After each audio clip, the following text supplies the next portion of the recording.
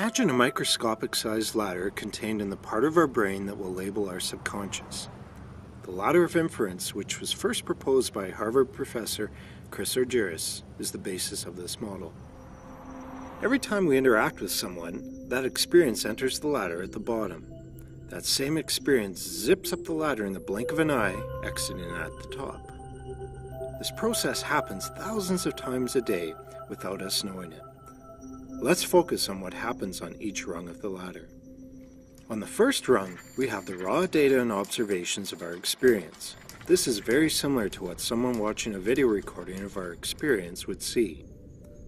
Moving up to the second rung, we filter in specific information and details from our experience. We unknowingly filter based on our preferences, tendencies, and many other aspects that we believe are important. On to the third rung, we assign meaning to the information we have filtered through.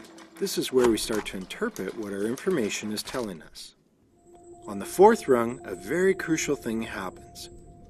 We develop assumptions based on the meaning we created on the previous rung, and we start to blur the distinction between what is fact and what is story. On the fifth rung, we develop conclusions based on our assumptions. This is also where our emotional reactions are created. On the sixth rung, we adjust our beliefs about the world around us, including the person or people involved in our experience of the moment. On the seventh and final rung, we take action based on our adjusted beliefs. Still with me? Great! Let's take a real-life example and run it up the ladder to see how this all works. Have you ever been cut off in a parking lot, signal light on, as you steered toward your coveted spot only to slam on your brakes at the last minute as someone pulls in front of you and steals your spot away?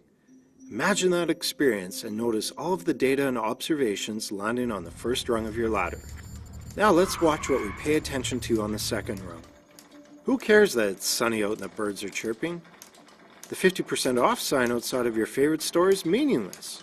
You filter in the sensation of your grip tightening on the wheel, you feel your blood pressure rise, you hear the squeal of your brakes, and you notice the expression on the face of the other driver as he pulls in front of you and quickly looks away.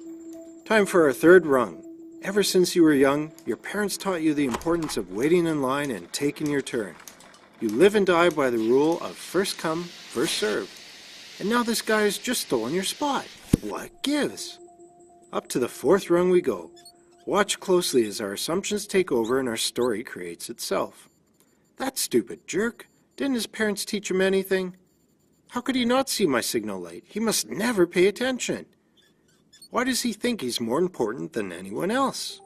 Jumping quickly to the fifth rung, we conclude that this guy is heartless, inconsiderate, he needs to be taught a lesson and put in his place.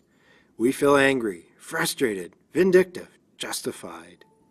On our sixth rung, we adjust our beliefs based on the experience. That's the last time I give in. Next time someone tries to cut me off, tires will be smoking on the pavement as I squeal past them into my spot. And finally, our last rung, we take action. We back up, pull up behind his car, honk our horn, and roll down our window to scream a few choice words his way. Now, imagine, he walks over quickly, apologizing. His wife, who is almost due with their first baby, called him from inside the mall to say she is in labor and needs to get to the hospital immediately. We are momentarily shocked, apologize profusely, and wish him luck as he rushes toward the entrance. What just happened here? What changed? Why is this so significant? In our parking lot example, our beliefs were short-circuited by the ladder of the other individual. My wife is in labor. I need to get there quick. There's a parking spot. Phew! Oh, geez, I cut someone off. I better apologize quickly so they don't think I'm a jerk. But what if we were able to short-circuit our ladders ourselves? Proactively, by choice. Guess what? We can. Let's return to our unique human function of free will. Next time you notice yourself reacting to your experience, pay focused attention to your ladder. Ask yourself what beliefs are at play, and where did they come from? What data and observations did you filter in as a result of your beliefs, and why? Are your assumptions valid and supported by facts? Would a different set of assumptions create different feelings and result in new and better conclusions and actions? We all have our own unique ladder. Be mindful of yours and help others to see theirs.